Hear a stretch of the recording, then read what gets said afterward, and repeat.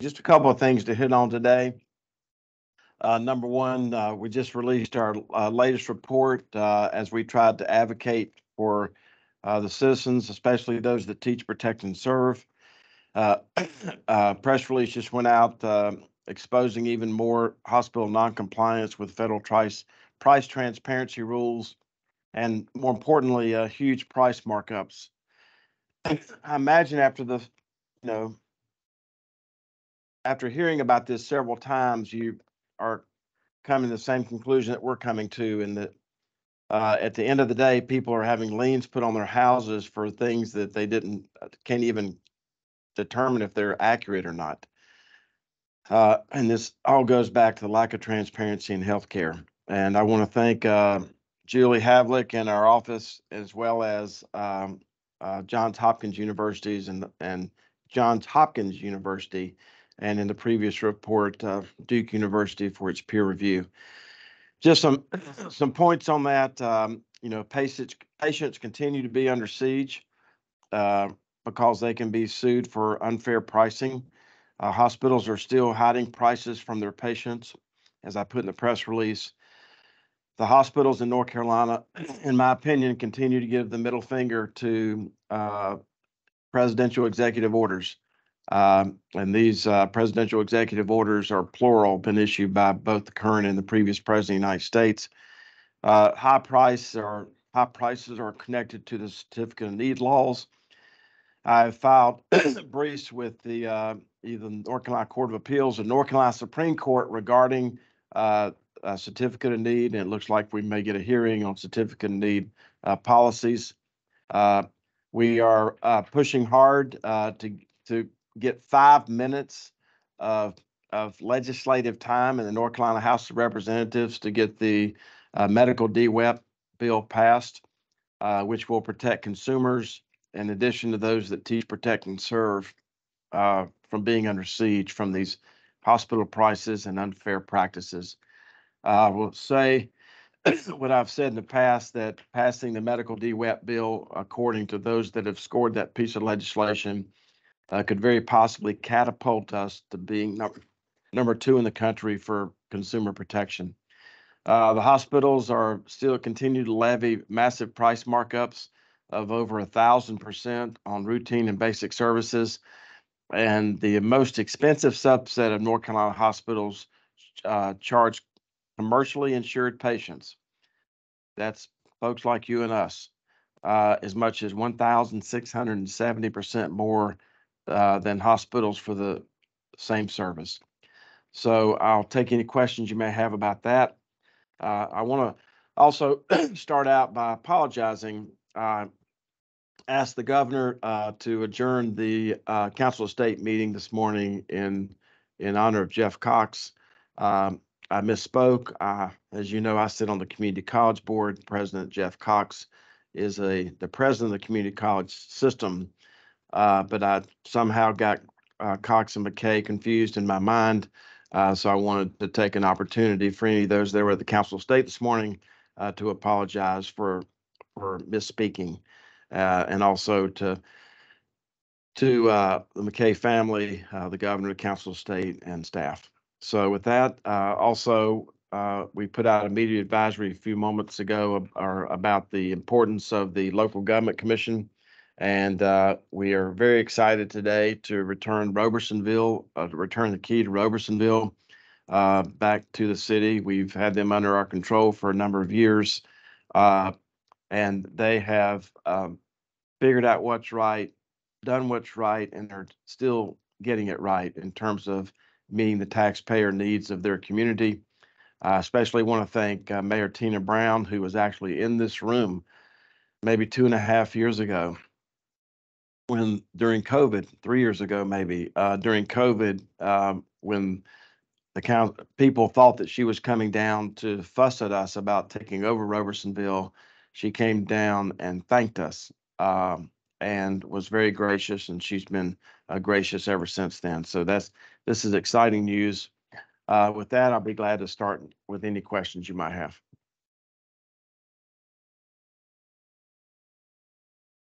Hey. Hi, Hey, good morning. Good morning, Treasurer Falwell. I have some questions. The Project Grace issue. This has been a long-running project debate going back and forth. I think it goes back at least 7 years from my notes, but a lot of folks here probably don't understand what this situation is about and what the controversy is.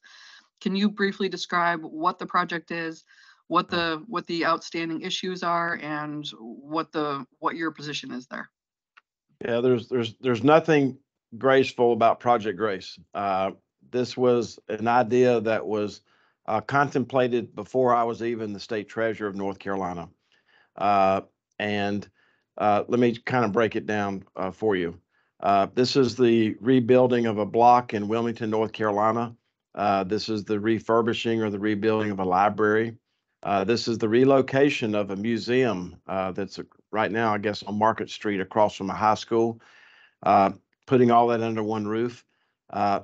Contrary to what folks down in Wilmington may be saying, and it's so inaccurate, I don't even know where to start in responding. I've never had an issue with the need to refurbish the library in New Hanover County or the need to consolidate the museum into the library. I've never had any issue with that at all. What I have had issues with as far as New Hanover County, in my opinion, in so many different ways, is the lack of transparency, in some respects, competency, good government, and conflicts of interest. We have this on the agenda today for discussion only. I want to tell you, AP, that this Project Grace came back on the table earlier this year, and it did not receive a second to the motion. So Project Grace failed. After that, the contracting or the consulting and everything dealing with Project Grace was taken from the quote Zimmer family to Cape Fear Commercial, run by a gentleman by the name of Brian Eckel. If you follow the trail, there's a pattern of profits here. Of the 5, 6, or 7 transactions that I've been involved in the last several years with either the city of Wilmington, the community college, or the county of New Hanover, Brian Eckel's fingerprint is on every single one of those. The reason it's on discussion today is that we're down some important members on the local government commission today. State Auditor Wood is traveling and may be able to join us by phone. Councilwoman Nancy Hoffman will not be joining us at all. We do have one conflict, so we have it on the discussion today, on the agenda today for discussion only. The reason is that October next month, the local government commission will be convening in Boone, North Carolina. We try to have 2 satellite meetings outside of Raleigh every year, and this one happens to be in Boone in October. And I wanted to give the folks in New Hanover County the opportunity, if they wanted to pass out some handouts about the new financing of Project Grace, that they could do so without having to drive from Wilmington to Boone. Really quick follow-up. What kind of numbers are we talking about with Project Grace here at this point?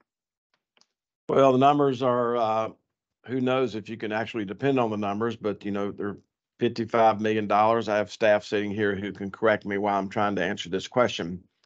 I sat down with Brian Eckel a few months ago when I was in Wilmington speaking. He had asked for a meeting with me. During that meeting, he told me that they were going to incorporate some of the ideas that I had put forward. And those ideas were to look at the refurbishment of the Forsyth County Library. Forsyth County is main library, a lot larger library system than New Hanover. The Durham County Library, Durham County is larger than New Hanover. And to look at both those examples of how you could possibly refurbish the existing facility and actually save money. He told me in that meeting that it looked like, based on some things that he had done in looking at the construction and the engineering of Project Grace, it looked like that it was gonna come in around the $45 million level. That seemed completely appropriate, given some other things that we have seen across the state, even in the higher construction cost environment. Now he said that I misheard him, which is not what I'm known for. And he said that there was going to be $4.5 million in savings, not a $45 million project. So, we continue to be, in my opinion, do what this local government commission's always done, and that is to ask the questions that no one wants to ask in many instances, and to be the backstop for the taxpayers. The only reason the local government commission even exists is because of the bankruptcy of Asheville, North Carolina, before the Depression, and many communities getting out over their skis. Second issue is that there have been a complete, they have absolutely and have had no interest in any surplus property that the city or the county is selling, that it be subject to upset bid. There's nothing more transparent, AP, than an upset bid. And all these things are done in sealed bids. And when you look at actually who gets the brokerage fees, who does the placement, and at the end of the day, what you're going to see is a pattern of profits of one individual's fingerprint on all these transactions. Good morning. My name is Sharice. My question is about Elizabeth City's finances. Does the local government commission intend to take over Elizabeth City's finances? Sharice, who are you with? North Carolina Public News Radio in Chapel Hill. Hey, Sharice, thank you for joining us. We continue to monitor Elizabeth City. We're very concerned that Elizabeth City continues to be late on audits. We're always concerned about what we call reconciling of the books in Elizabeth City. And we become even more concerned when we hear that Elizabeth City is making appropriations, in some instances, hundreds of thousands of dollars. And it's very difficult to spend that kind of money for things that are going to be recurring expenses. It's very difficult to do that when the books aren't reconciled and you don't know exactly how you're going to pay for that. I consider Elizabeth City, even though I've never lived there, to be an important part, like every city in North Carolina, but especially a regional part of our state. And the taxpayers of Elizabeth City deserve to have a city that's providing its essential services. And going back to what I said about Project Grace, with the highest levels of transparency, competency, governance, and lack of conflicts of interest. It is not on the agenda today to be discussed. And I'm extremely concerned about the finances of Elizabeth City. And that's true yesterday, it is true today, and it's going to be true tomorrow.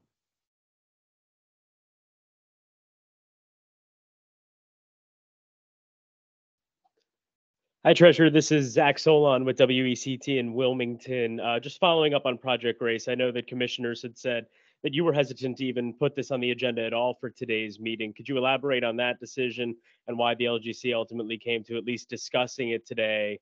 And if you could elaborate further on, I know you said some folks will be out, but I'm sure there'll be some other action items today. So when do you anticipate taking further action on Project Grace? Yeah, we'll see how this board meeting goes today. And I anticipate that, Project Grace will be on the agenda. It was on the agenda earlier this year. Our staff has done a great job. I can't, as I said earlier, I can't respond to everything that, the powerful 5 people in New Hanover County put out that may or may not be accurate. For example, yesterday afternoon, it was said that the only people that would be able to speak today in the discussion part of Project Grace were people who were opposed to Project Grace. That has never been true. It's completely inaccurate, as well as the inaccuracy of saying that, I'm against, building it at all. The fact is that I have asked questions, and at every turn, The questions that I have asked, I don't think have been seriously considered. The last idea I had was to possibly partner with the city of Wilmington. The city of Wilmington just came through and built, bought the biggest office building in the city of Wilmington. They said during that hearing, as I think you were participating in, that there would be excess space. And I had a suggestion from a citizen, since that PPD building has excess space, since it has free parking, since it's aesthetically beautiful as it relates to looking out over the river, why can't the city and the county come together and maybe take the 2 floors of the PPD building and do some kind of venture with the library? These are ideas that come from me, from the average citizen, but not from the powerful people who make so much money on all these transactions. And one follow-up actually relating to the Wilmington PPD purchase. I'm sure you've seen recently that City Council has decided they will be planning to use the top floors of that building and leasing out some lower floors as part of that excess space that you just mentioned. Any thoughts on that? I know a lot of folks have emailed the city saying they don't appreciate that. They like the city to take lower floors and leave the higher floors open for leasing out to other businesses and companies and ventures. So if you have any thoughts on that. It defies common sense. Everything that they, said they would do on a lot of these transactions, they don't do once they get approved. And that's what I was referring to earlier. There's just a pattern of profits here. There's a pattern of profits on the purchase of the Bank of America building. There's a pattern of profits on the building of the new government center, and then the sale of the old government center to the same individual. There's a pattern of profits in that the PPD building had no buyer's agent. Can anybody on this call imagine buying a $70 million piece of property with taxpayer money and not having somebody represent the best interests of the citizens from that real estate transaction standpoint? And it's rumored, or maybe even documented, that 40% of the brokerage commission on the sales of the PPD building went also back to the same person. Now they are talking about selling surplus property, but they will not put it up to upset bid. And my point is that all this is very avoidable. The fact that our hardworking staff of the local government commission had to show a sophisticated county like New Hanover County how to save $22 million in interest when you could have calculated that with a crayon on one piece of paper for the existing government center. All these things that I'm discussing are avoidable. Have somebody representing the taxpayers on these real estate transactions. Don't do these deals in secret where they're already secured. When you sell something, make it subject to upset bid so that you can, in a very transparent way, ensure that the taxpayers are getting the highest value for that money. And every time a suggestion about things like these are made, they pull out some reason why that can't happen. But the fact is I'm not going to be bought, and I'm not going to be bullied into not doing my job the way that I see fit. All right. Thank Next. Hey, Teresa.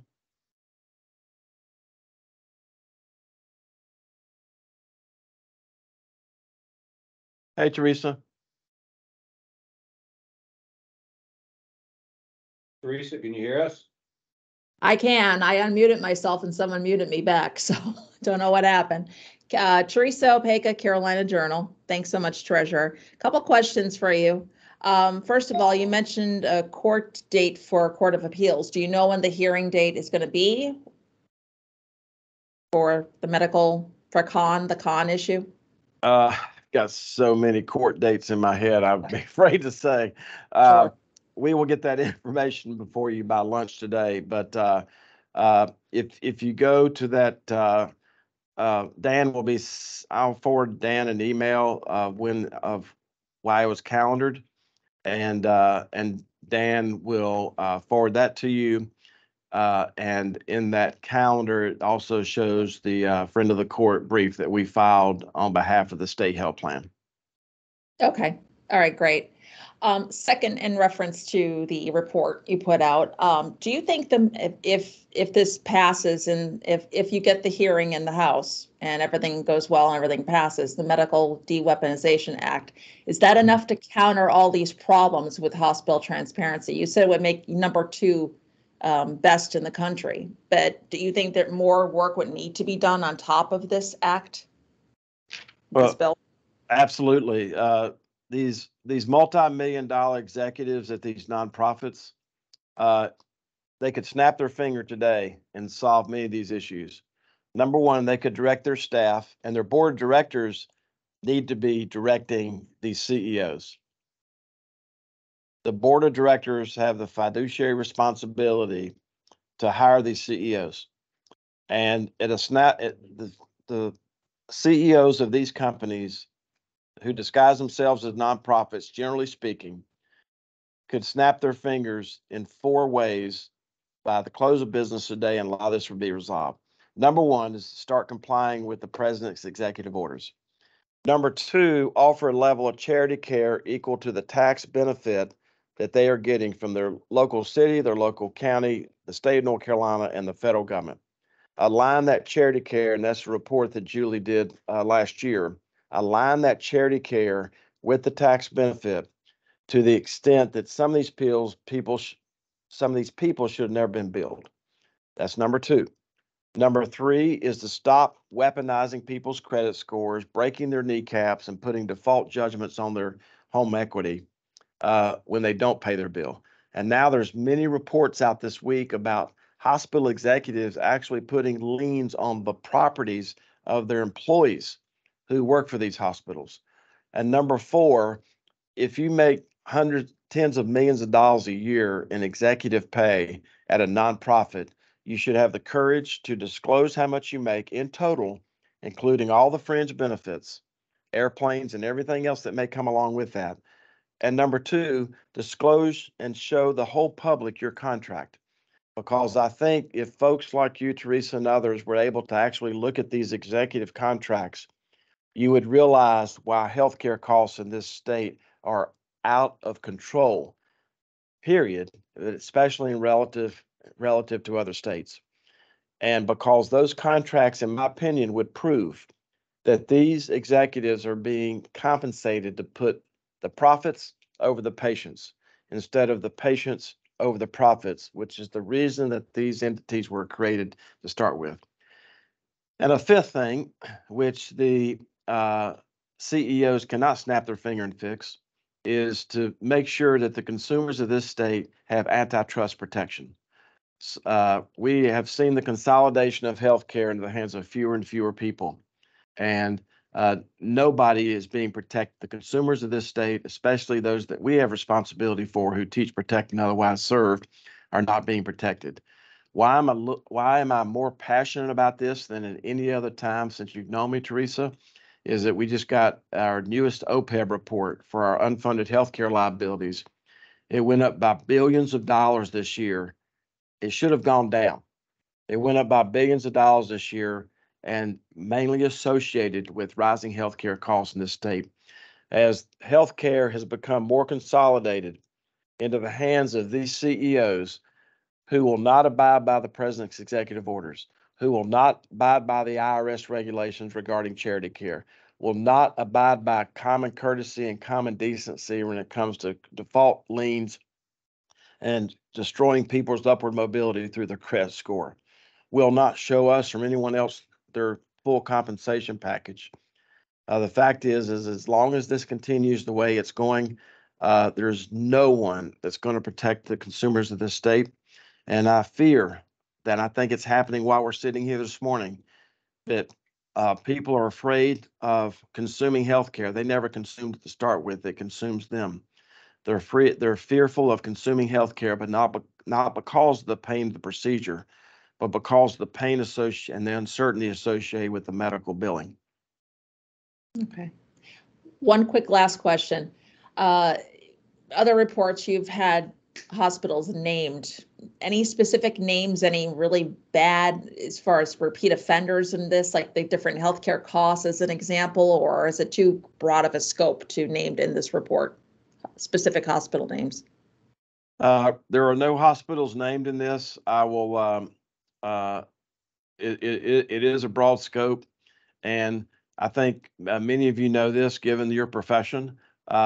It is like pulling teeth to get a lot of this information in any of these reports. But the fact is that we just need one hospital to say, hey, we're going to abide by the president's executive orders. We're going to start providing a level of charity care equal to the tax benefits. And in my memory, the only one that's doing a halfway decent job of that is in the whole state of North Carolina is Wake Med. Number three, we are not going to put liens on people's houses anymore. We're not going to destroy their credit score. And number four, we're going to tell people what these executives make and show their full compensation packages. So we have more reports coming out, unfortunately. Okay. All right. Thank you. Thank you. Josh? Hey, Treasurer Josh Sullivan, WUNC here. I was just wondering if you had any thoughts ahead of tonight's debate in Cary, part one, and then just part two. Any thoughts on Lieutenant Governor Mark Robinson refraining from showing up there tonight?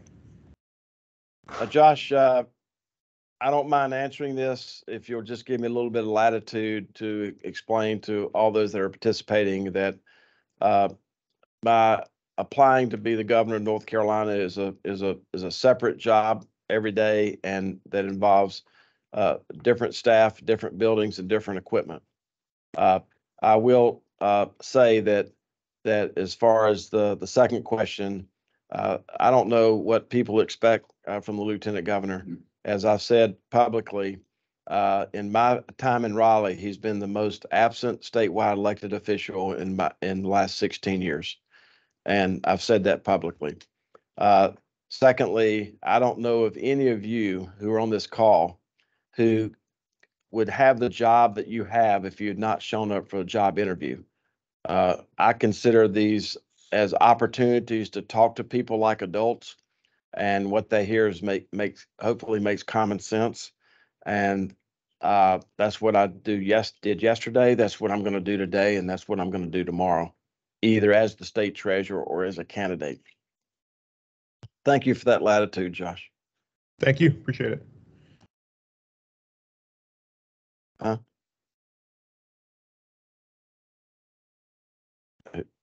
can't.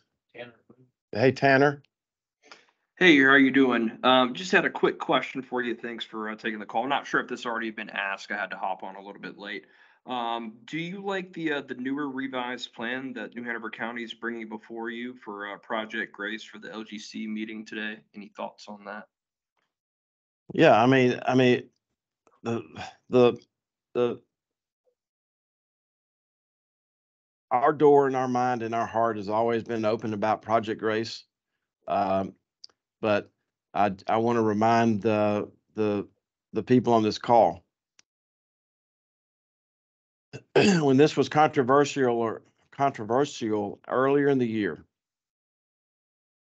the chairwoman of the county commissioners called me and said, just talk to me about Project Grace. And then she said, just put it on the calendar, just put it on the agenda. And hopefully my hearing is good enough and I've known her long enough to know that the nuance of how she said what she said just didn't ring with me. So I actually called her back and I said, Julia, because we knew each other in the legislature, I said, I want to make sure that the phone just didn't die off or I wasn't hearing clearly when you said, just put it on the agenda. And she said, I don't care. Just vote it up, vote it down. I don't care. And I said, vote it down? You've put so much effort into Project Grace. Why would you want us to vote it down? And she said, well, I'm just not too fond of the Zimmer folks anymore. And I've got somebody else in mind to do this project. That happened. And so I put it on the agenda, and the motion was made and it was not even seconded. And I'd never called any member of the local government commission. I never emailed them. I never texted them. I never called them to lobby them one way or another about Project Grace. So I'm just telling you that there's a pattern of profits here, where one individual has their fingerprint on every single transaction that has gone on in my tenure as the state treasurer in New Hanover County, the community college system, and the city of Wilmington. And I don't mind what any entrepreneur does with other people's money. That's really none of my business, family money or otherwise. But when it comes to the taxpayer money, that's where I get involved. Yes, sir. Thank you. Thanks. Who are you with? WWAY News here in Wilmington. Oh, thank you for joining us. Yes, sir. Sorry I waited so long to get to you. Josh, you got a follow up? No, I do not. I'm sorry. Okay. Should put my hand All down. right. So anybody else have a question? I just have one follow-up. This is Zach with WECT. Reading over the hospital report, I know that Novant Health isn't specifically mentioned, but I know you've expressed concerns in the past about the hospital sale in New Hanover County and future sale in Pender County. Just in the way, have you noticed anything from that hospital system in particular about their practices and lack of transparency? Most of what I know has come from the fantastic media and news outlets in Wilmington, North Carolina, that now coming up on its third birthday, that the quality of healthcare has gone down. As you've reported, the access to healthcare has gone down. The price of healthcare has gone up. That transaction, I presume, was so profitable to Novant that they financed it using taxable debt. Novant, the origin of Novant Health is the Forsyth County Memorial Hospital, where all of our children were born. I don't think at any time in the history of Forsyth County Memorial Hospital / Novant have they ever done a financing that wasn't done on a tax-free basis. So my point of going through that long explanation with you is that this pattern of profits, you brought up the hospital, so I'm going to respond to it. The person who has their fingerprint on every one of these transactions is also on the big board of Novant and was put on that board, I think, within a month and a half of when that transaction was closed.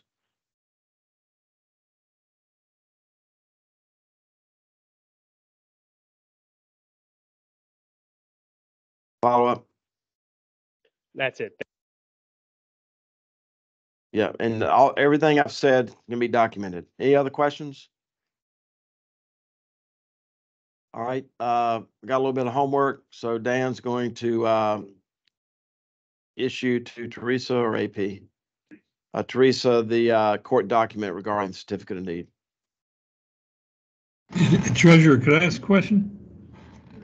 Hey, Dave, I'm sorry, bud. Hi, good to be with you. You have the floor. Dave, you have the floor.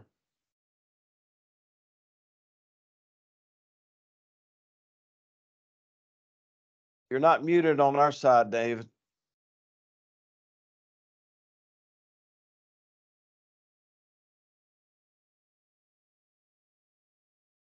Hey, Dave. I'm sorry, I'm incompetent here. Can you hear me? You're on. Dave, you're on. John, were you talking about John Gizdick? You didn't name the name. Is that who you're talking about? John, no, I'm talking about Brian Eckel. Name to the board of Novant Health. I didn't know that. That's who you're talking about. Yep. Okay, second. Brian Eckel owns Cape Fear Commercial and Cape Fear Development. Yes, sir. Understood. Yeah, I Okay. just didn't know. Brian Eckel, I think, was on the committee, and I forget the slang term for that committee, that evaluated the sale of the hospital. Yes, sir. Brian Eckel was then put on the big board. Brian Eckel was the one trying to do a 3P partnership to build the county office building when the county ultimately did borrow money at some of the cheapest rates in the history of the United States by just doing a straight financing and not entering into some 3P partnership with him. Brian Eckel also got the old government center property, which is beside the new government center, is developing that in some 3P partnership. Brian Eckel, I believe, represented the either Bank of America or the county in the purchase of that building for the nursing school for Cape Fear Community College. Brian Eckel, and I could stand corrected, but I don't think I am. Brian Eckel was also part of the larger brokerage relationship regarding the sale of the PPD building. Brian Eckel is now the contractor and developer of Project Hope. Brian Eckel, because of things are still probably in the queue, could possibly be the person who is able to buy a lot of these properties around Project Grace in a sealed bid.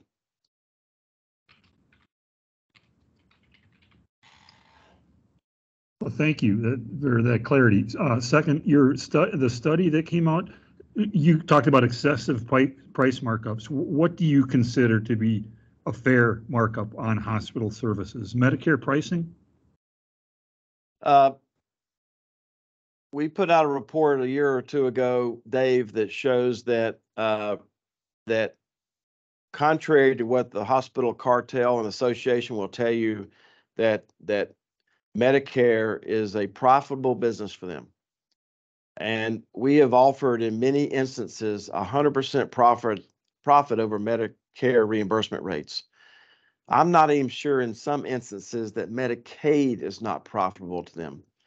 But how would anybody ever know? Because there's absolutely no transparency and no accountability.